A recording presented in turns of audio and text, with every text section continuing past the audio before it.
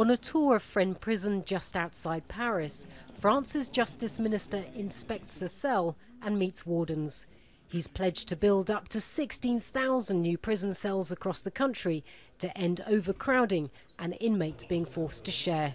The minister says individual cells will improve standards and help tackle what he calls violent radicalisation. Un impératif qui est nouveau.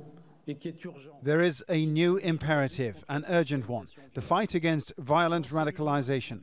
Individual incarceration is one of the tools to prevent the risk of an inmate falling into radicalisation, especially preventing the spread of violent radicalisation, the spreading of terrorist ideology. Earlier this week, 2 wardens were injured by an inmate in a prison north of Paris. In the town of Poitiers, prisoners set fire to a wing. Unions say staff are overworked. The recent attacks in France and a state of emergency are adding to the pressure. It shows the government is at least listening and can see that France needs new prison places, but despite the promises, what we need to see is action.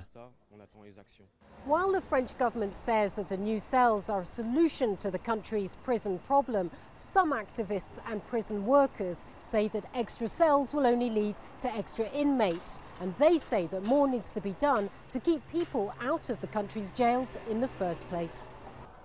36-year-old Kempso first went to jail when he was 21.